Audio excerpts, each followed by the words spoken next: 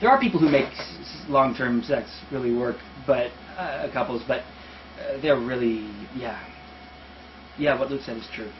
I just finished reading Exit Ghost by Philip Roth. It's the last of the Nathan Zuckerman novels. Nathan Zuckerman is his protagonist. Nathan Zuckerman is a famous novelist who lives alone. And so in Exit Ghost, he goes to the city and he exchanges his place in the country for a New York apartment with this married couple. And he falls in lust with the 30-year-old wife and invites her over to his hotel room, and she refuses. And there was some profound point that I was going to make, but I mean, Philip Roth just captured so beautifully that the husband didn't want her anymore, but he could. Well, the husband still wanted her, but this was like a 71-year-old incontinent man. Nathan Zuckerman's come to New York. He's already posted his prostatectomy. He's come to New York because he's trying to do have an operation or a series of operations to restore the sphincter muscle in his penis, because he has to wear whatever you have to wear. It's a byproduct of transurethral prostate resectomy. Yes, and you can't. You're incontinent, and you can't adjust. Right. And he's chasing this woman, and absurdly failing, and it's just so humiliating. But was Nathan Zuckerman chasing her, or the other guys chasing her? No, Nathan Zuckerman's chasing her. Yeah. And he's going home and writing imaginary dialogues between him and her. And like getting her to tell him this history of her life and about all the lovers she had, and then he's filling his master bank with that material. Right, and in every Philip Roth novel, it seems that like some goy chick is getting it in the mouth. to quote, who wrote God Is Not Great? Christopher Hitchens. It's true. It's a theme in all Philip Roth novels almost that the Jewish guy face F's the goy chick. Fascinating, and I'll tell you something else that kicks up for me is that one of the things that I guess you can call it an anti-Semitic slur that was bounced around Hollywood was that the early studio bosses, that's what they needed from the starlets. They had to get their oral sex and then the starlet.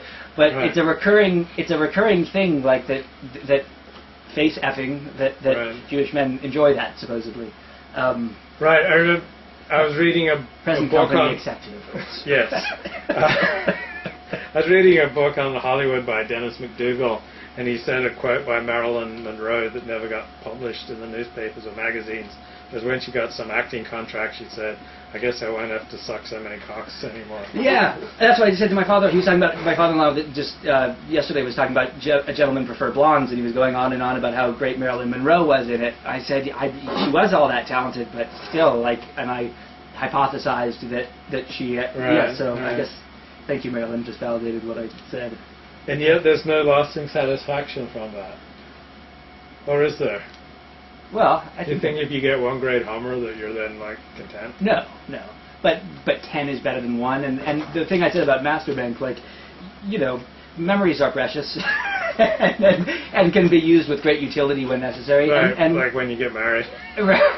Right. Well, look, I'll just say this, and it's not necessarily a reflection on my own experience, but no, making monogamy work is an art for both men and women. And, when you care about something, it doesn't matter how anyone else does it, you just got to do it. Have you seen the movie Burn After Reading? I have not. Okay, I was watching this movie, and I made this point to Mark Gaffney, with whom I did a dialogue on the movie, that if any of the protagonists in the movie had a transcendent cause, they probably would not have fallen into so much trouble. I'm just sitting here spinning off on my fantasies. Mm-hmm. And you're talking about how difficult it is to make monogamy work, but for people who believe this is divine text, they have some advantages in that they're going to be less likely following their dick around, or they're going to be less likely to destroy themselves pursuing their vanities. I think they're less likely. I still think they're more likely to do it than someone who is really in touch with.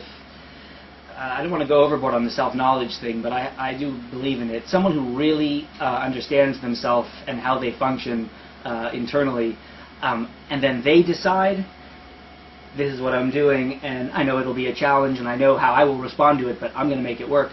I think they're in the best position to make it work, rather than someone who can't generate that internally, but get some Needs strength. an external moral Yeah. code. Yeah.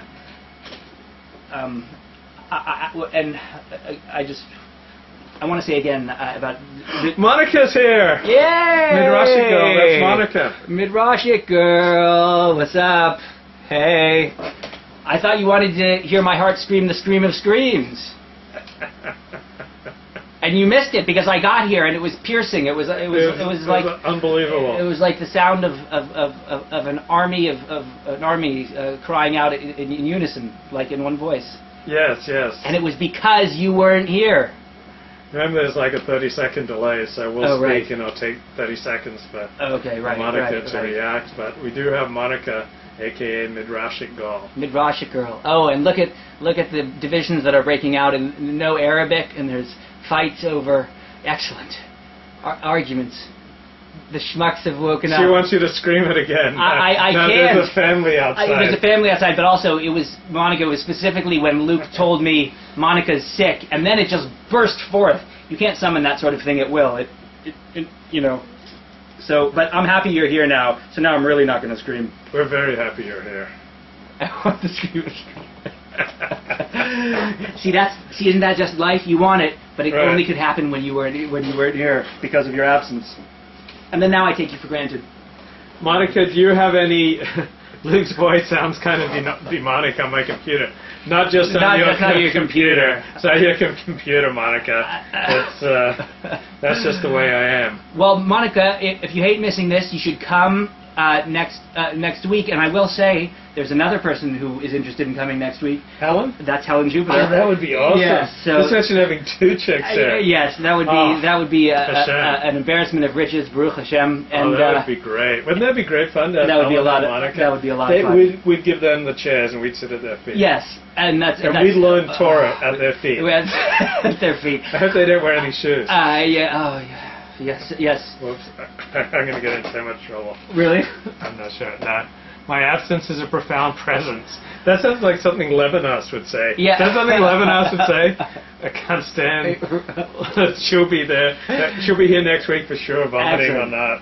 Luke said, well, we didn't want Monica to vomit on the Torah. And as he said that, I wasn't going to argue with him, but I was kind of thinking, speak for yourself, buddy. I was like, it didn't have to be the Torah. You could have substituted the power of now or something. The New Republic. The New Republic.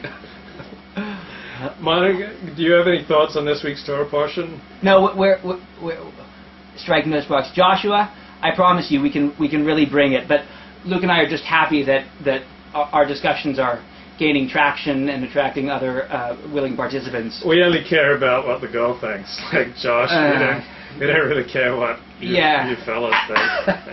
I mean, no offense. I don't know. Me, yeah. I mean, girls are where it's at.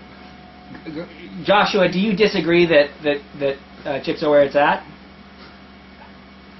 He says our arguments are infantile. Well, bring it, Joshua. Then, Joshua, you come here and you take us and let's discuss it in person. He's a tailor. I think he's in England. An English tailor. Yeah, well, I think he's near Manchester. I banned him like 8 times. You what? He's always fighting. I banned him like 8 times from the chat room. The longest muscle in the human body is the sartorius, which is actually Latin for tailor. So Joshua, you don't need to fight anymore. You can feel good about because yes. So Monica says this is the part of Deuteronomy that is a later addition. She thinks that's important. So do you think like when this Torah, that is important? I agree. So in this Torah portion, when it's predicting all these bad things that will come to Israel because they rebel against God, do you think that those sentiments are composed before or after all the bad things happen?